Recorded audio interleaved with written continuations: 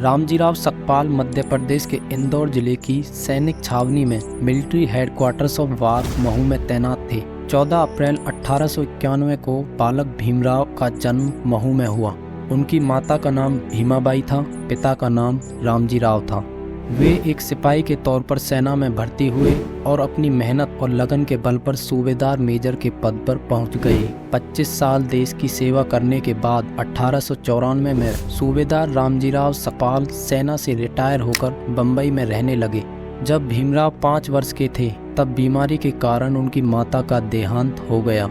अब भीमराव की उम्र स्कूल में एडमिशन लायक हो गई थी और उनके पिताजी उन्हें स्कूल में एडमिशन के लिए ले गए। स्कूल का प्रिंसिपल इतने सुंदर और गोरे लड़के को देखकर खुश हो गया और एडमिशन फॉर्म भरने लगा। लेकिन जैसे ही जाति के कॉलम में भरने के लिए जाति पूछी तो रामजीराव ने बताया महार। ये सुनते ही स्कूल का प्रिंसिपल गुस्सा हो गया और एडमिशन फॉर्म फाड़ दिया। नीची जाति का कहकर धक्के मारकर स्कूल से निकाल दिया। लेकिन सूबेदार साहब अपने बच्चे को पढ़ाने के लिए दृढ़ संकल्प लिए हुए थे। कई स्कूल ढूंढने के बाद उन्हें एक अंग्रेज के स्कूल में एडमिशन मिल गया, लेकिन वहाँ भी छुआछात ने पीछा नहीं छोड़ा।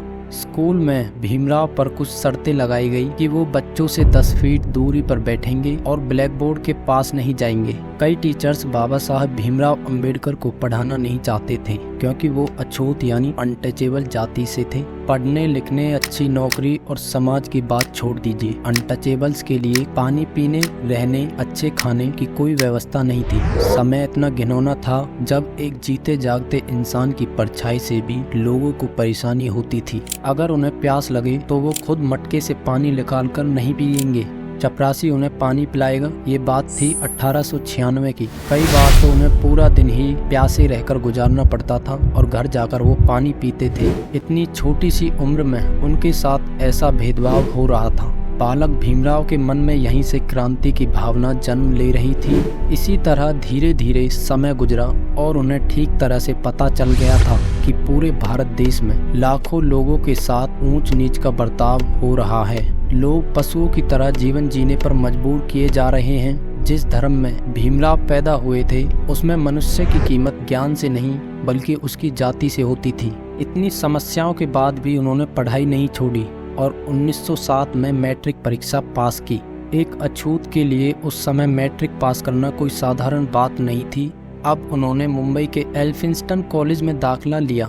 भीमराव के पिताजी की आर्थिक स्थिति उन्हें कॉलेज में उच्च शिक्षा दिलवाने लायक नहीं थी।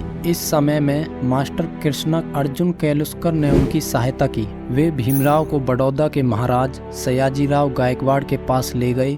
महाराज ने उनकी पढ़ाई में इतनी रुचि और ज्ञान देखकर उन्हें 25 रुपया महीना छात्रवृत्ति यानी स्कॉलरशिप देने का फैसला किया। 1912 में उन्होंने फारसी और इंग्लिश सब्जेक्ट में बम्बई यूनिवर्सिटी से बीए की डिग्री ली। भीमराव जी अपने समाज के पहले ग्रेजुएट बने। उनके पिताजी वृद्ध हो चुके थे और बीमारी के कारण 1913 में वे इस दुनिया को छोड़कर चले गए। पिता की मृत्यु के बाद अब बाबा साहब को अपना और अपने परिवार का ख्याल स्वयं रखना था। लेकिन तभी उन्हें आगे और पढ़ाई करने के लिए एक अवसर मिला। महाराजा बड़ौदा ने अमेरिका में पढ़ने के लिए छात्रवृत्ति देने की घोषणा की। बाबा साहब ने भी इस परीक्षा के लिए फॉर्म भरा और उनका सिलेक्शन हो गया। जुलाई 1913 में वे न्यूयॉर्क शहर पहुंच गए। वहां कोलंबिया यूनिवर्सिटी में दाखिला लिया। उस समय में एक अनटचेबल का विदेश जाकर शिक्षा लेना कल्पना से भी परे था।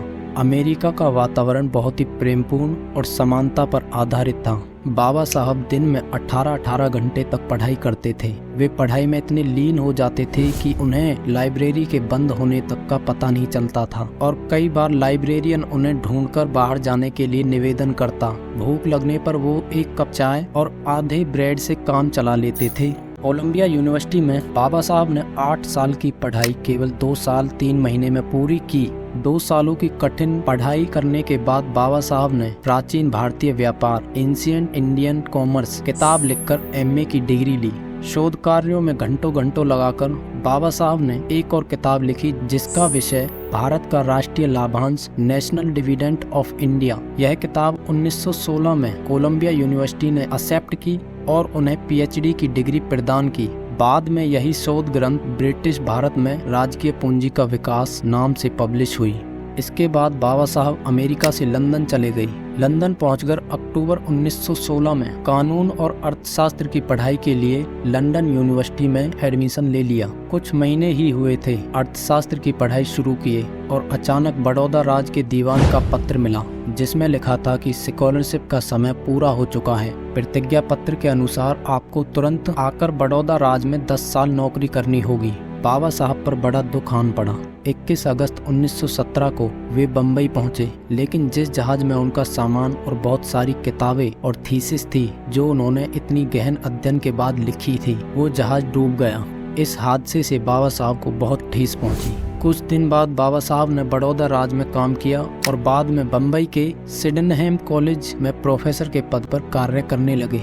वे चाहते थे कि कुछ रुपया इकट्ठा करके लंदन वापस जाएं। कॉलेज के कुछ छात्रों के मन में धारणा थी कि एक अछूत हमें क्या पढ़ाएगा, लेकिन धीरे धीरे बाबा साहब के गहन अध्ययन और ज्ञान से छात्र प्रभावित होने लगे। यहाँ तक दूसरे कॉलेज के स्टूडेंट्स विशेष अनुमति लेकर उनका लेक्चर सुनने आते थे। जुलाई 1920 में बाबा साहब वापस लंदन गए और बीच में अधूरी छोड़ी कानून और अर्थव्यवस्था की पढ़ाई शुरू की। बाबा साहब के पास पैसे कम होने के कारण उन्हें बहुत संयम से रहना पड़ता था। वे अपने निवास स्थान से लंदन यूनिवर्सिटी तक पैदल ही जाते थे। इस तरह संघर्ष करके बाबा साहब ने 1921 में ब्रिटिश भारत में साम्राज्य एवं पूंजी का विकेंद्रीकरण थीसिस पूरी करके मास्टर ऑफ साइंस की डिग्री ली। 1923 में उनका शोध प्रबंध प्रॉब्लम ऑफ द रूपी को लंदन यूनिवर्सिटी द्वारा स्वीकार किए जाने पर उन्हें डॉक्टर ऑफ साइंस DSc की डिग्री प्रदान की। The problem of the rupee, its origin and it's solution, जिसके आधार पर RBI यानी रिजर्व बैंक ऑफ इंडिया की स्थापना हुई। 1923 में ही बाबा साहब MA, PhD, MSc, DSc, बार एट लॉ की डिग्री लेकर बम्बई आए। अब वे बहुत बड़े विद्वान बन गए थे, जिनके पास 32 डिग्रियां और 9 भाषाओं का ज्ञान था। लेकिन उनका समाज आज भी गुलामी और छुआछात के जंगल में फंसा हुआ था। 20 मार्च 1927 को महाड़ नाम के तालाब, जिसमें दलितों को पानी भरने नहीं दिया जाता था, उसे खोलकर गुलामी से स्वतंत्रता का आगाज किया, जिसे आज हम महार आंदोलन के नाम से जानते हैं। जिस तालाब के पानी से अनटचेबल्स को सदियों से दूर रखा गया, बाबा साहब ने उसमें से पानी पीकर उस प्रतिबंध का खात्मा किया। इसी तरह बाबा साहब ने दलितों और महिलाओं को न्याय और अधिकार दिलाने के लिए गोलमेज कॉन्फ्रेंस और पूना पैक्ट जैसे बड़े आंदोलन किए। जून 1942 में बाबा साहब की योग्यता को देखकर वायसराय ने उन्हें लेबर विभाग का अध्यक्ष बनाया। अब ये उन लोगों के लिए है जो कहते हैं कि अंबेडकर ने सिर्फ दलितों को ही आरक्षण और अधिकार दिलवाए, देश के लिए या और लोगों के लिए कुछ नहीं किया। बात 1943 की है, जब दामोदर नदी में बाढ़ आ गई, रेल और माल की ढुलाई बंद हो गई। दूसरी ओर बंगाल में इतना भयंकर अकाल पड़ा कि उसमें 40,000 लोग मारे गए। इतनी बड़ी तबाही देखकर बाबा साहब चुप कैसे रह सकते थे।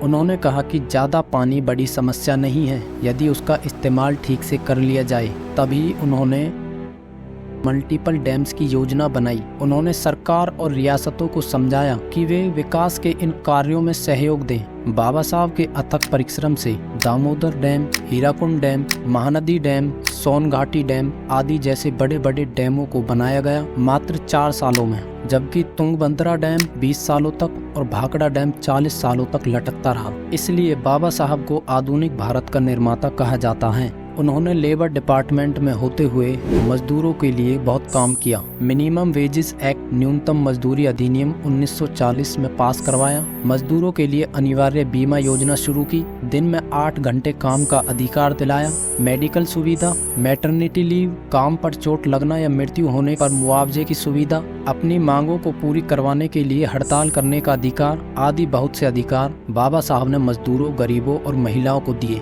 विश्व युद्ध के दौरान अंग्रेज भारत को आज़ाद करने की घोषणा कर चुके थे। मतलब आज़ाद भारत को एक नया संविधान चाहिए था जो देश को आगे चला सके। बाबा साहब ने संविधान सभा के सदस्यों के चुनाव में बंगाल विधान परिषद से नॉमिनेशन पत्र भरा। 20 जुलाई 1946 को चुनाव में बाबा साहब देश भर में सबसे अधिक वोट लेकर जीते।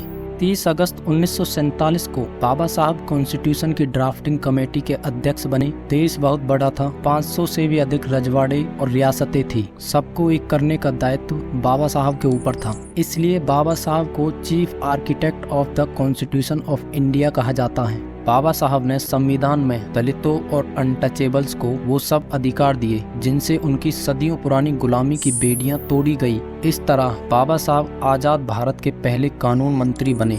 2 साल 11 महीने 18 दिनों में लिखा हुआ संविधान, कई देशों के समाज और कानून व्यवस्था के अध्ययन, 40 देशों के संविधान के गहन विश्लेषण के बाद बाबा साहब डॉक्टर भीमराव अंबेडकर के कुशल नेतृत्व में दुनिया का सबसे बड़ा और महान संविधान लिखा गया। 26 जनवरी 1950 को कॉन्स्टिट्यूशन ऑफ इंडिया स्वतंत्र भारत में लागू किया गया, इसलिए उन्हें फादर ऑफ इंडियन कॉन्स्टिट्यूशन कहा जाता है। 14 अक्टूबर 1956 को 10 लाख लोगों के साथ बाबा साहब ने बौद्ध धर्म की दीक्षा ली।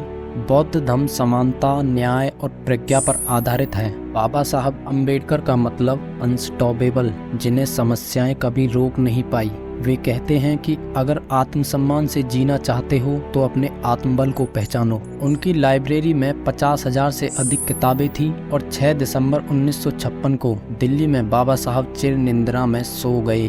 गाइस, वीडियो अच्छी लगी तो शेयर जरूर करें ताकि लोगों तक ये इन्फॉर्मेशन पहुंच सके, और चैनल पर पहली बार आए तो एक सब्सक्राइब तो बनता है।